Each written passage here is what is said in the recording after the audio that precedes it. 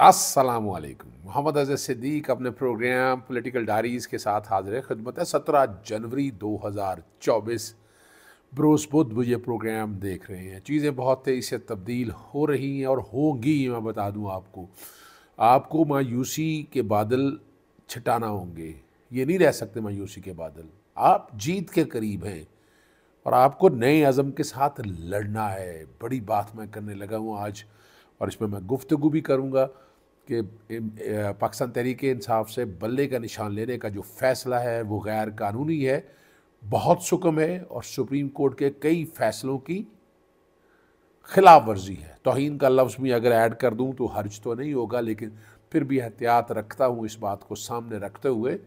और याद रखिएगा, ये वो इलेक्शन कमीशन है। आज बाकी गुफ्तगू भी सारे मैं करूँगा, कौन कौन से फ़ैसले हैं उस पर भी गुफ्तगू मैं करूँगा, और बाकी जो छोटी मोटी चीज़ें हैं सारी जिन पे मैं कोशिश करूँगा मैं बात हो जाए। शेख रशीद साहब की गिरफ़्तारी और फिर बैरिस्टर गौहर का जो है पाकिस्तान तहरीक इंसाफ के जो चेयरमैन हैं उनके बारे में जो बयान है वो बड़ी अहमियत का हामिल है। वो बहुत ही अहमियत का हामिल है और आम आदमी की समझ के लिए बहुत ज़रूरी है। वो समझना क्या है, वो क्या है, और 10 तोला सोने का झगड़ा सुप्रीम कोर्ट में क्यों पहुंच गया है, इलेक्शन कमीशन रजिस्टर सियासी जमातों के बारे में जो नई फहरिस्ती है वो है क्या, वो कहानी क्या है, और सुप्रीम कोर्ट के जजों के खिलाफ मुहिम की रोक के लिए GIT क्या तश्कील दी गई है और क्या होगा, और चेयरमैन नैब को क्यों ज़ाती तौर पर, सबका चेयरमैन नैब को ज़ाती हैसियत में क्यों तलब कर लिया गया। सबसे पहले तो मैं आपके सामने बैकग्राउंड पे कुछ छोटा सा नोट एक चल रहा है। पहले तो आपको याद होगा, मैं ही सारा इस मामले को हम बड़ी वजाहत पंजाब हुकूमत जब डिज़ोल्व हुई लेके गए, जस्टिस जवाद हसन ने फैसला दिया कि गवर्नर और इलेक्शन कमीशन की मशावरत से डेट दे। दोनों ही नहीं मानते थे, नज़र आ रहा था कि इलेक्शन करवाना नहीं चाहते, और फिर इलेक्शन की डेट ना दी, और फिर आपको पता है इंट्रा कोर्ट अपील फ़ाइल कर दी। इंट्रा कोर्ट अपील डिले करते रहे, मैं पेश होता रहा और मैंने जाके बड़ा ज़ोर लगाया कि नहीं, इसको ख़त्म किया जाए। ना हुआ तो सेक्शन 57 के तहत मैंने सदर पाकिस्तान को ख़त लिखा, मरासला लिखा कि तारीख आप दें, और सदर पाकिस्तान ने फिर मेरी हुसैनी दरख्वास्त, जैसे मुजम्मिल अख्तर शबीर के पास ये मामला गया, और जब उस वक्त तक सदर पाकिस्तान ने फिर डेट दे दी, मैंने ये पटिशन वापस ले ली। इन बिटवीन जब ये डिले हो रहा था तो सुप्रीम कोर्ट ने आज खुद नोटिस लिया इस सारे मामले का, पटिशन सारी आई और बिल्कुल ठीक आई, राइटली टाइम पे आई, जो कि ये काम नहीं करना चाहते थे, इनकी नीयत नहीं थी। फिर सुप्रीम कोर्ट ने जब डेट दी और वो डेट दे दी, इलेक्शन ना हुए, फिर आगे उसको डिले करने की कोशिश की, फिर इलेक्शन के दोबारा कहा गया, और वो तौहीन इलेक्शन कमीशन, तौहीन होती रही। यही कहता रहा कि पैसे नहीं है, अपना लॉ एंड ऑर्डर के हर बहाने, पता नहीं क्या क्या बहाने बनाए। आपको याद होने चाहिए, आपको याद होने चाहिए क्या सुप्रीम कोर्ट ने एक्शन लिया इसके ऊपर। यानी यहाँ बाज, यानी वो इलेक्शन कमीशन जो पार्टी के इलेक्शन ना करा सका, और वो जो मुल्क में इलेक्शन ना करा सका, पार्टी के इलेक्शन में बैठकर आप एक जमहूरी रवायत को, जमहूरी कल्चर को ख़त्म करने की, वो जमहूरियत को तबाह करने की कोशिश की उस इलेक्शन कमीशन ने। और उस इलेक्शन कमीशन के हर गैर कानूनी काम को हम कहते रहे कि ये बिल्कुल ठीक है। मैं नहीं समझता ये बिल्कुल आइन और कानून के मुताबिक है। मैं अब आपके सामने नज़रसानी की दरख्वास्त फ़ैसला कर लिया है, बैरिस्टर गौहर ने कह दिया है, और ये फुल कोर्ट के सामने आनी चाहिए। और मैं पहले दिन से कहता आया हूँ, जस्टिस काजी फायजीसा की वो ज़ाती तौर पर अनाद उनका नज़र आया है इमरान खान के अगेंस्ट, और ये कोई भी केस उनके सामने नहीं आना चाहिए था फुल कोर्ट के सामने। जैसे जैसे जैसे आमिर फ़ारूक साहब के बारे में हमारे रिजर्वेशन थी, इस तरह इनके बारे में मैं आज भी रखता हूँ। ठीक है, बैरिस्टर गौहर ने कहा है कि नहीं सारे जज बराबर हैं, लेकिन नहीं, मैं ये समझता हूँ आज भी कि चीफ जस्टिस काजी फैसला से भी इंसाफ की तवक्को नज़र नहीं आ रही है, और इसीलिए उनको लार्जर बेंच में, आपको याद होगा चीफ जस्टिस जब उमर अता बंदयाल के पास केस लगते थे, यही कहा जाता था जनाब फुल कोर्ट बनाए, फुल कोर्ट बनाया जाए, फुल कोर्ट बनाया जाए। और 2022 से आपको याद होगा तहरीक अदम एतमाद के कॉन्टेक्स्ट में, और हम ख्याल बेंचों का कॉन्सेप्ट लेके और हम ये बातें करते रहे। और इस अब मौजूदा हवालों से जो जैसे काजी फैसला के करीब हैं, चाहे वो मतीउल्लाह जान है, चाहे हसनात हैं, चाहे वो असद तूर है, तो सब ने ये कहा कि ये फ़ैसला नहीं ठीक है। लेकिन आपके सामने बड़ी बात रखने लगूँ, 2 फैसले आपके सामने, और ये गलती खुद तस्लीम करते हुए खुद ही नज़रसानी कर लेनी चाहिए। Pindi bar association PLD 2015 supreme court 401 8 जजों ने जमहूरी सेटअप के लिए इंट्रा पार्टी इंतखाबात का इनकाद लाजमी नहीं है। यानी लाजमी इलेक्शन ना भी कराएं, यानी ये मतलब मकसद नहीं है कि आप इलेक्शन होंगे तो आप इलेक्शन लड़ सकेंगे, जमहूरियत बढ़ सकेगी ऐसे। और इससे बड़ा जो फैसला था वो 1989 में मोहतरमा बेनज़ीर भुट्टो केस में सुप्रीम कोर्ट के 11 जजेज़ ने इंट्रा पार्टी इलेक्शन ना कराने पर पार्टी की डी रजिस्ट्रेशन को गैर कानूनी करार दिया था। ये बड़ा फैसला है।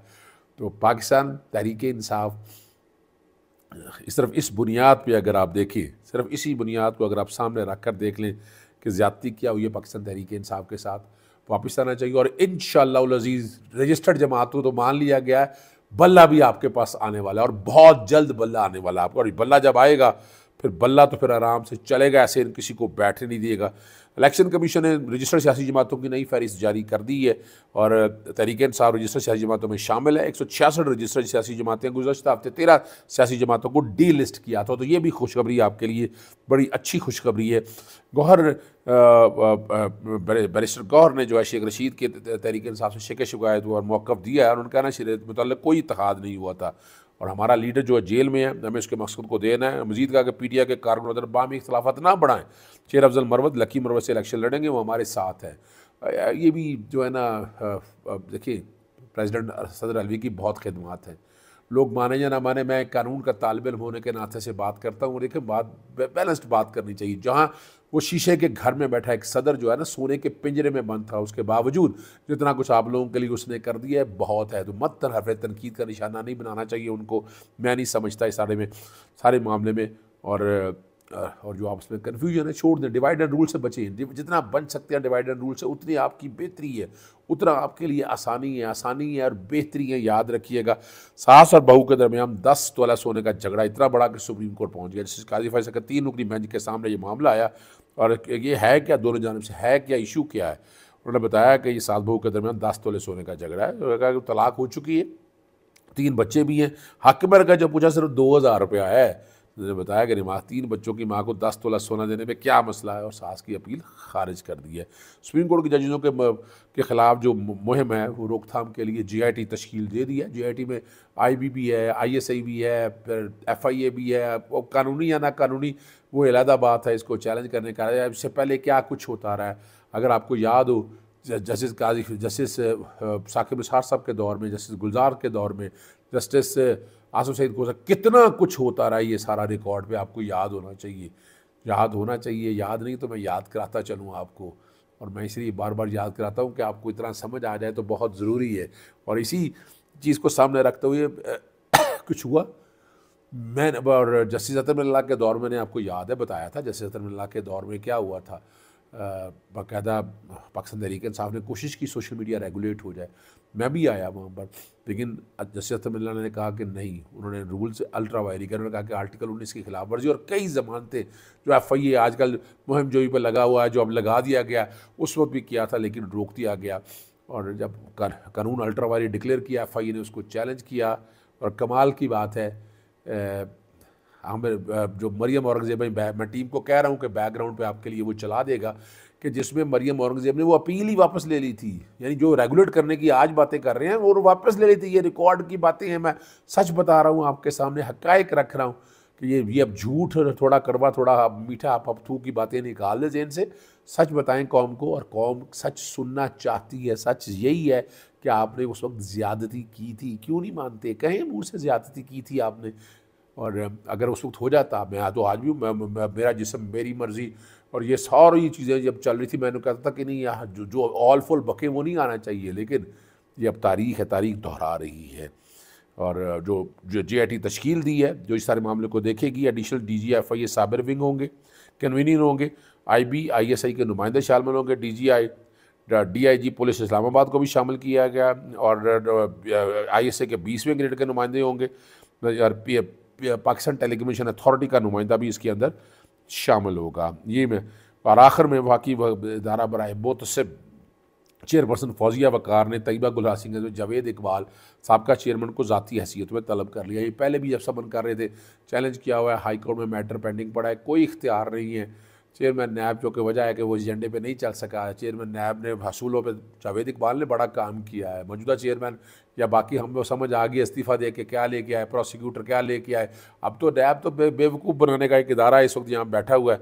और 10 रोज़ा आराम का मशवरा दिया। जब उसको बुलाया गया और उन्होंने कहा कि आइंदा तारीख तब रखे जब सेहतमंद हो जाए और उनको तलब किया जाए। और इमरान डोगर का भी उन्होंने कहा है और मैं इस मामले को इंशाल्लाह हाई कोर्ट लेके जाऊँगा, ऑर्डर मंगवा रहा हूँ और हम ये सारे मामले को देकर जाएंगे। 12 मुलजमों को ज़ाती हैसियत में बुलाया है। 30 जनवरी तक जो है ना इस केस की समाअत मुलतवी हो गई है। ये सारे हालात बताने का मकसद आपके सामने, अच्छे दिन आने वाले हैं। परेशान नहीं हो रहा। पाकिस्तान तहरीक इंसाफ का जो बतौर सियासी जमात पाबंदी के हवाले से बात है, पाबंदी नहीं, वो यानी जो बल्ला लिया है, बल्ला मिल रहा है आपको वापस। मैं फिर खुशखबरी दे रहा हूँ, बल्ला आपको वापस मिल रहा है और फैसला भी ऐसा नहीं होगा। इजाज़त चाहता हूँ। अस्सलाम वालेकुम, अल्लाह हाफ़िज़। पाकिस्तान जिंदाबाद।